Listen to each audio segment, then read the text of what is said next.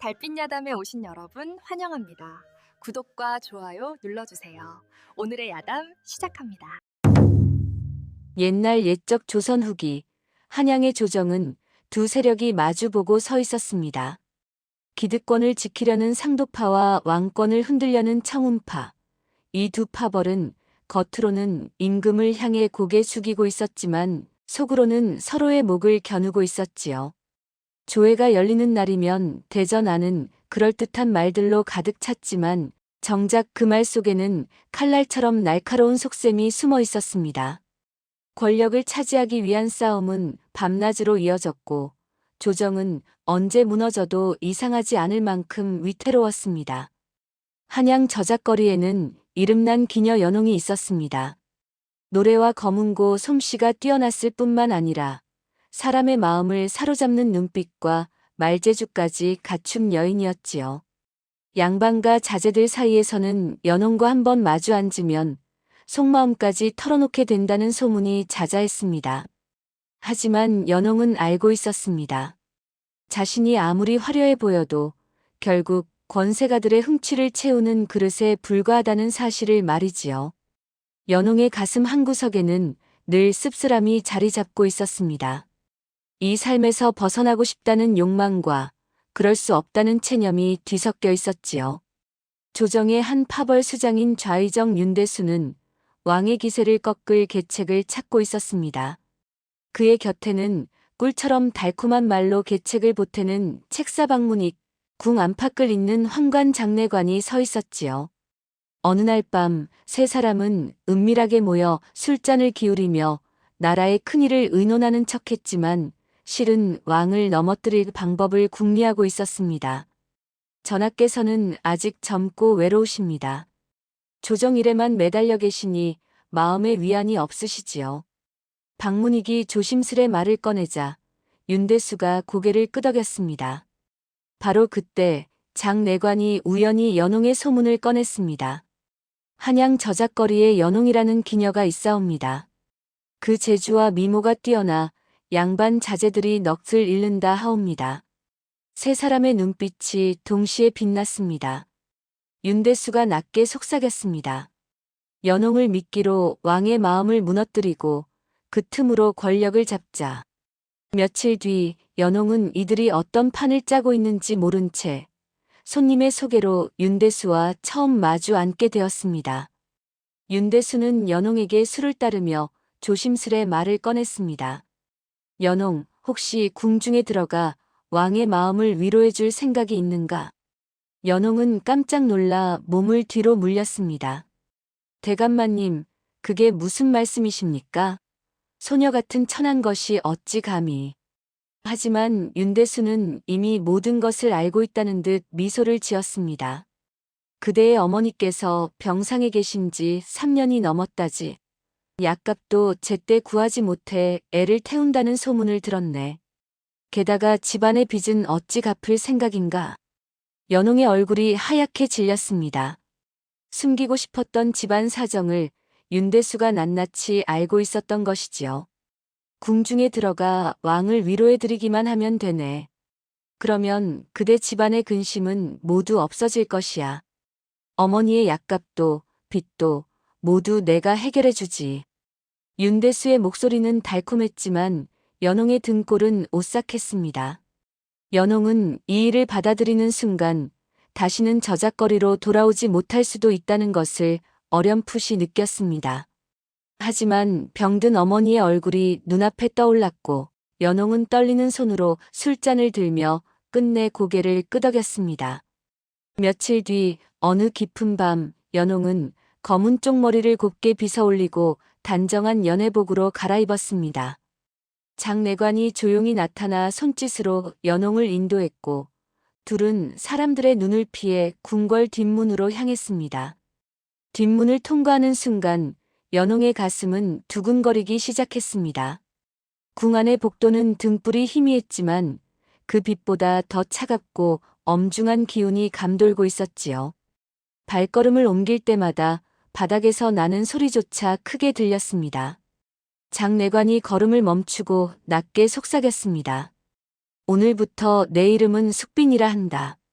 왕을 뵐 때는 눈을 직접 마주치지 말고 말씀을 여쭐 때도 함부로 입을 열지 마라. 연홍은 고개를 숙인 채 대답했습니다. 알겠사옵니다. 연홍의 가슴 속에는 두려움과 긴장, 그리고 알 수 없는 기대가 뒤섞여 빠르게 요동쳤습니다. 연홍이 처음 본 왕은 소문과 달리 피곤하고 지친 얼굴을 한 젊은 사내였습니다. 용상에 앉아 위엄을 갖춘 모습을 상상했던 연홍은 당황했습니다. 눈앞의 왕은 그저 긴 하루에 지쳐 어깨를 축 늘어뜨린 평범한 사람처럼 보였지요.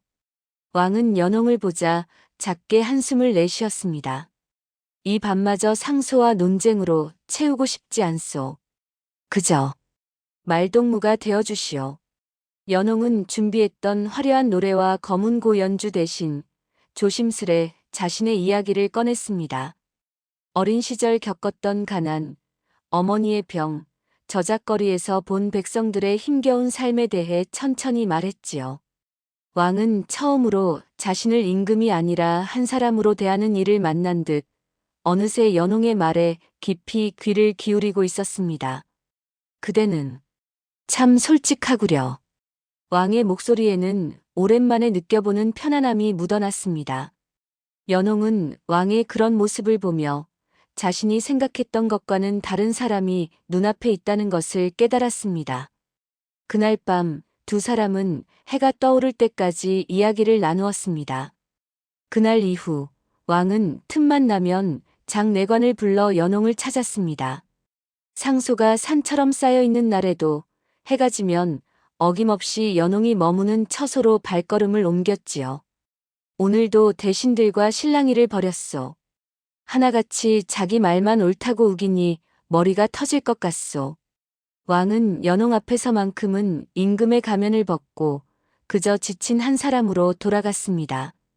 둘은 정치 이야기보다 세상 이야기를, 어린 시절의 추억을, 잊고 살았던 꿈에 대해 나누며 밤을 지새웠습니다.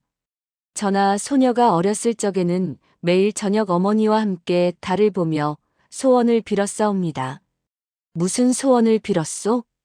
그저 배불리 먹고 따뜻하게 자는 것이었지요. 왕은 쓸쓸하게 웃었습니다. 과인의 소원도 그리 다르지 않소. 편히 잠들고 싶소. 내일 아침 눈을 떴을 때 누가 과인을 끌어내리려 하는지 걱정하지 않고 말이오. 두 사람은 서로의 외로움을 알아보았고 그 외로움이 둘을 더욱 가깝게 만들었습니다. 하지만 궁 사람들은 점점 수군거리기 시작했습니다. 왕께서 정사를 멀리하고 계시다더라. 한 여인에게 마음을 빼앗기셨다지. 그 속삭임들이 조금씩 조정으로 퍼져나가고 있었습니다. 조정의 대신들은 점점 이상한 낌새를 눈치채기 시작했습니다. 왕이 조회에 늦게 나오거나 중요한 결정을 다음 날로 미루는 일이 잦아졌던 것이지요. 전하께서 요즘 정사에 마음을 두지 않으시는 듯하오. 밤마다 어느 처소로 행차하신다는 소문이 있지 않소? 대신들은 수군거리기 시작했고 일부는 분개하며 목소리를 높였습니다. 한 여인이 나라를 좀먹고 있소. 이대로 두면 나라가 망할 것이오. 몇몇 신하들은 연홍의 출신과 행적을 뒤쫓기 시작했습니다. 저작거리 기녀 출신이라는 것, 윤대수의 주선으로 궁에 들어왔다는 것까지 알아냈지요.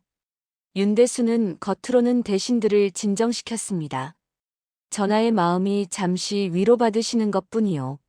곧 정신을 차리실 것이니 조금만 기다리시오. 하지만 속으로는 계획이 순조롭게 흘러가고 있음을 확인하며 미소를 지었습니다. 반대 파벌의 중신들은 더 극단적인 방법을 모색하기 시작했습니다. 이대로 두면 왕과 나라가 함께 무너진다. 저 여인을 없애야 한다. 조정은 점점 더 어두운 그림자 속으로 빠져들고 있었습니다. 어느 비 오는 밤 연홍은 혼자 창밖을 바라보며 깊은 생각에 잠겼습니다. 자신이 원래 왕을 무너뜨리기 위한 도구로 궁에 들어왔다는 사실이 가슴을 짓눌렀습니다.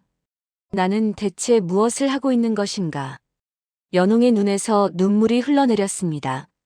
바로 그때 왕이 빗속을 뚫고 처소로 찾아왔습니다. 오늘은 어찌 이리 슬픈 얼굴을 하고 있어? 연홍은 고개를 돌렸지만 왕은 그녀의 손을 잡았습니다. 연홍, 그대가 아니었으면 과인은 이미 이 자리를 버리고 도망가고 싶었을 것이오.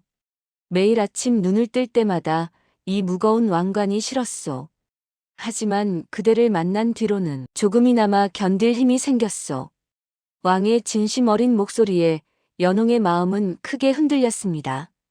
처음에는 어머니의 병과 빚 때문에 받아들인 거래였지만 어느새 왕을 향한 연민과 애틋함이 자라나고 있었던 것이지요.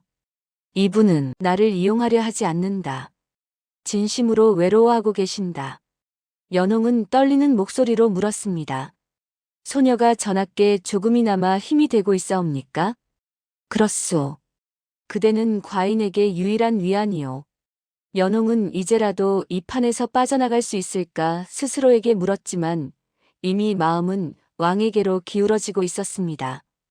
윤대수는 장내관을 은밀하게 불러들였습니다. 요즘 왕의 행차는 어떠한가? 매일 밤 연홍의 처소로 향하시옵니다. 정사를 보시는 시간은 점점 줄어들고 계시지요. 윤대수의 입가에 미소가 번졌습니다. 계획은 절반쯤 성공한 셈이었습니다. 좋아. 이제 왕은 충분히 약해졌다. 조금만 더 기다리면 우리가 원하는 대로 움직일 것이야. 하지만 윤대수만이 연홍을 주시하고 있는 것은 아니었습니다.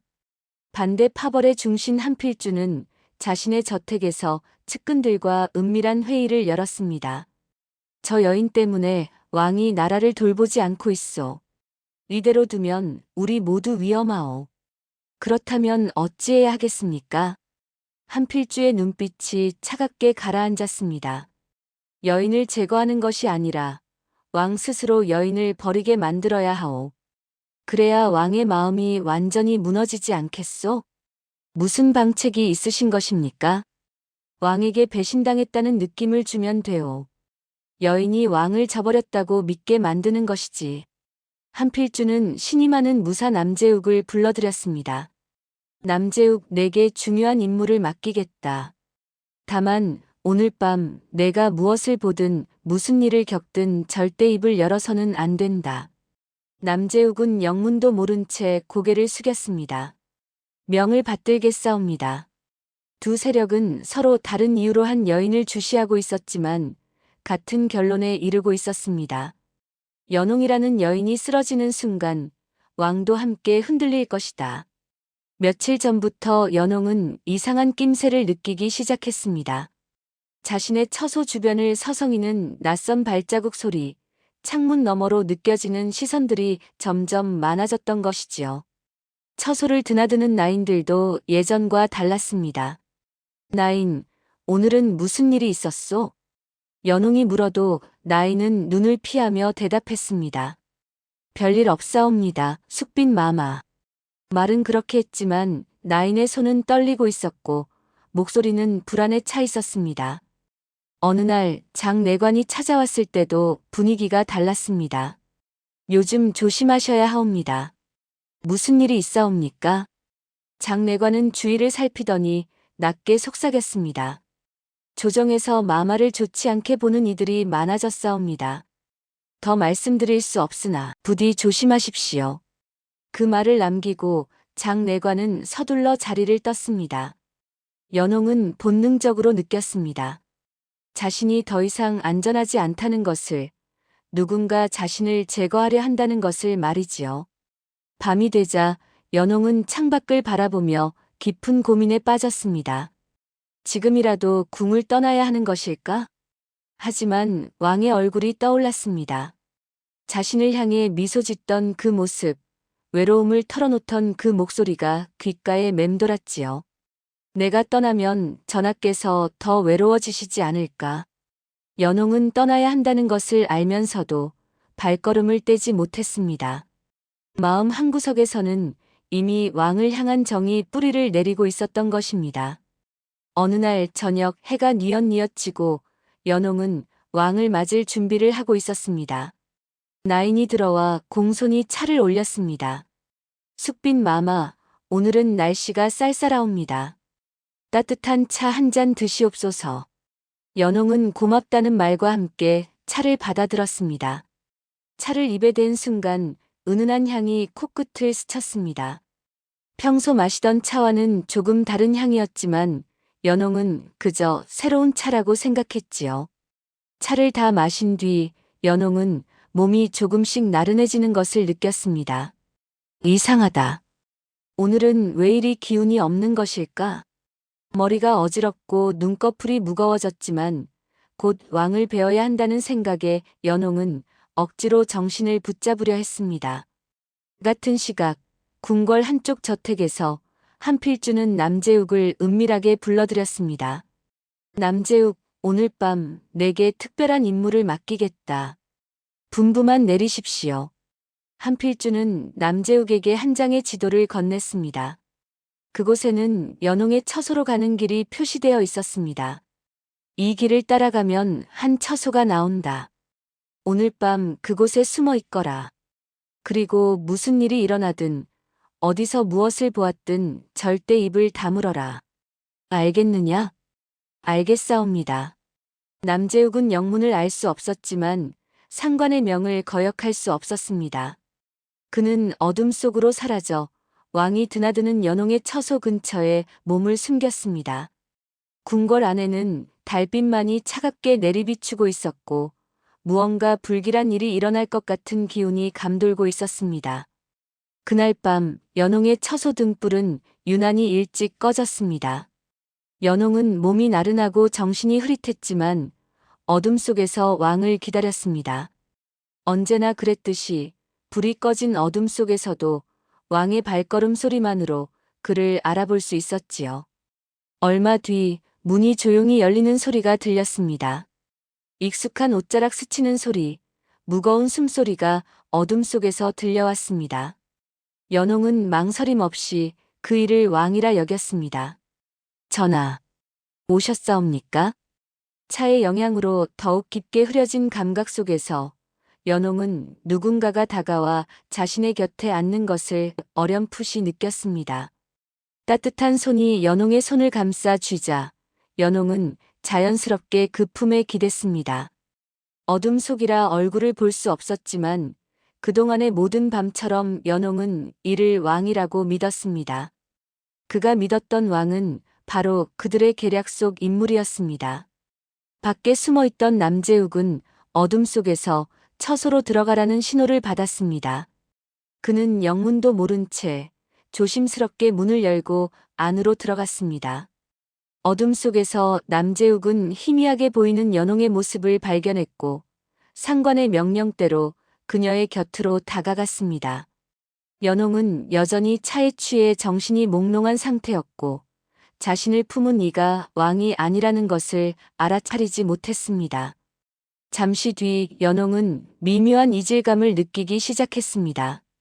왕의 손은 항상 부드럽고 따뜻했는데 지금 자신을 감싸고 있는 손길은 거칠고 차가웠습니다. 평소 왕이 풍기던 은은한 향도 느껴지지 않았고 숨소리마저 낯설었지요. 이상하다. 전하께서 오늘은 왜 이리 다르신 것일까?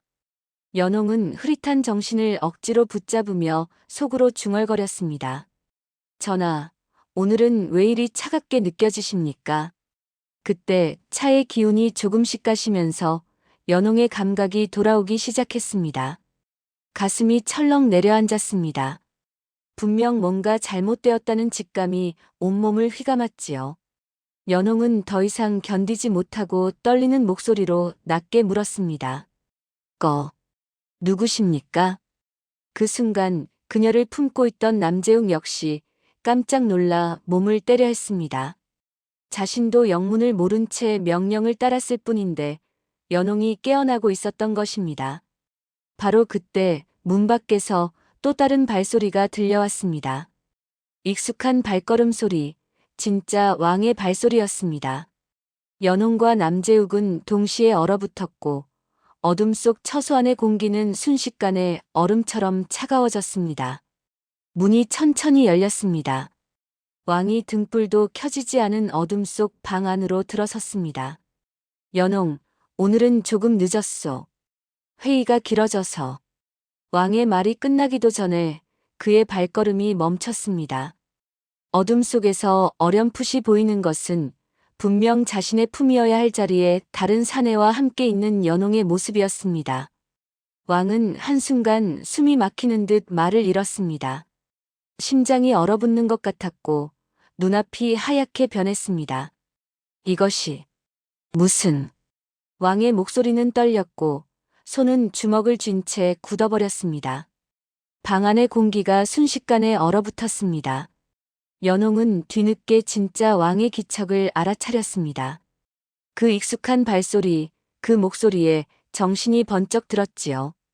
전하, 이것은 오해이옵니다. 연홍은 몸을 떨며 황급히 무릎을 꿇었습니다. 남재웅 역시 고개를 조아렸지만 입을 열지 못했습니다. 한필주의 명령이 머릿속을 맴돌았기 때문이었지요. 왕은 두 사람을 번갈아 바라보았습니다. 그의 눈에는 믿을 수 없다는 표정, 배신감, 그리고 깊은 상처가 뒤섞여 있었습니다. 과인이 그대를 믿었는데... 왕의 목소리는 차갑게 식어갔고 그 안에는 말할 수 없는 고통이 담겨 있었습니다. 연홍은 울먹이며 말하려 했지만 왕은 더 이상 듣지 않았습니다. 연홍은 울며 호소했습니다. 전하, 잘못되었사옵니다. 이는 누군가의 계책이옵니다. 소녀는 전하만을 기다렸사옵니다. 하지만 말이 입 밖으로 제대로 나오지 않았습니다. 목이 메고 눈물이 멈추지 않았지요. 소녀가 마신 차에 무언가 섞여 있었던 것 같사옵니다. 정신이 흐릿했고 전하께서 오신 줄로만 알았사옵니다. 왕은 고개를 돌렸습니다. 연홍의 말이 거짓인지 진실인지 알 수 없었지만 눈앞에 본 장면이 너무나 선명했습니다. 남재욱은 상관 한필주의 명을 받은 대로 어떤 설명도 하지 못한 채 고개를 숙이고 있을 뿐이었습니다. 입을 열지 말라는 명령이 그를 올가매고 있었지요. 왕의 눈에는 두 사람 모두가 음험한 배신자로만 보였습니다. 믿었던 사람에게 칼을 맞은 듯한 고통이 가슴을 찔렀습니다. 왕은 떨리는 목소리로 말했습니다. 이 여인을 다시는 내 앞에 보이지 마라. 그 한마디가 떨어지자 연홍은 그 자리에 무너져 내렸습니다. 그날 밤 이후 연홍은 처소에 갇혀 아무도 만날 수 없었습니다. 문 밖에는 내관들이 지키고 섰고 어떤 말도 전할 수 없었지요. 연홍은 밤새 눈물을 흘리며 왕에게 전할 말을 되뇌었지만 아무도 들어주지 않았습니다. 다음 날 새벽 동이 트기도 전에 내관들이 들어왔습니다. 숙빈, 이제 궁을 떠나셔야 하옵니다. 전하를 뵙게 해주십시오. 단 한 번만이라도. 그럴 수 없사옵니다. 어서 준비하십시오. 연홍은 아무런 변명도 허락받지 못한 채 궁 밖으로 쫓겨나게 되었습니다. 검은 쪽빛 두루마기를 걸치고 처소를 나서는 연홍의 발걸음은 무거웠습니다. 궁궐의 긴 복도를 지나며 연홍은 처음 이곳에 들어왔던 그날 밤을 떠올렸습니다. 두려움과 긴장으로 가득했던 그 밤, 그리고 왕을 처음 만났던 순간이 주마등처럼 스쳐 지나갔지요. 전하. 소녀는 정말 전하를 배신하지 않았사옵니다. 국문 앞에 다다랐을 때 연홍은 마지막으로 뒤를 돌아보았습니다. 높이 솟은 궁궐의 담벼락, 그 너머로 보이는 처마들이 아침 햇살을 받아 빛나고 있었습니다. 한때는 동경하고 꿈꾸던 곳이었지만 이제는 자신을 삼켜버린 괴물처럼 느껴졌습니다. 문이 열리고 연홍은 궁 밖으로 한 걸음 나아갔습니다. 뒤돌아보고 싶었지만 그럴 수 없었습니다. 눈물이 멈추지 않았지요. 전하께서는 언젠가 이 밤을 떠올리실까? 소녀가 결백했음을 알아주실까? 연홍은 끝까지 그 생각을 지울 수 없었습니다.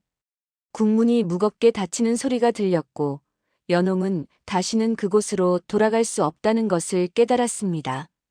같은 시각 조정의 한 저택에서는 윤대수가 만족스러운 표정으로 술잔을 기울이고 있었습니다.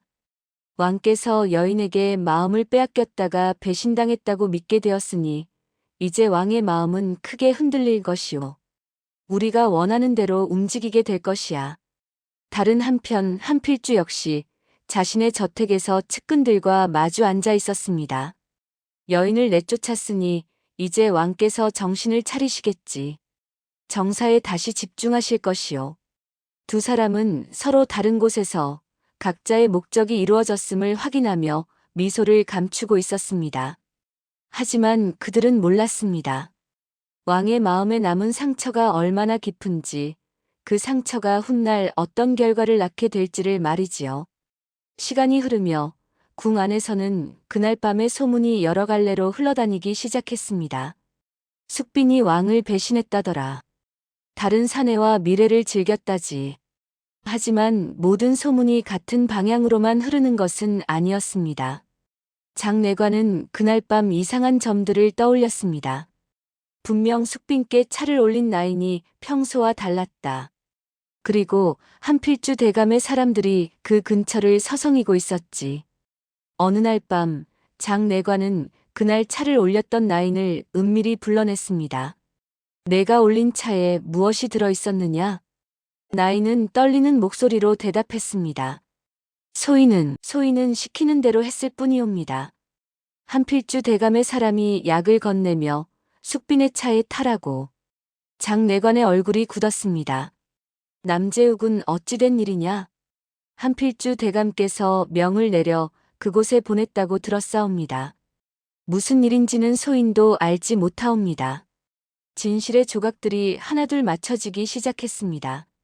장내관뿐만 아니라 일부 나인들도 수군거리기 시작했습니다.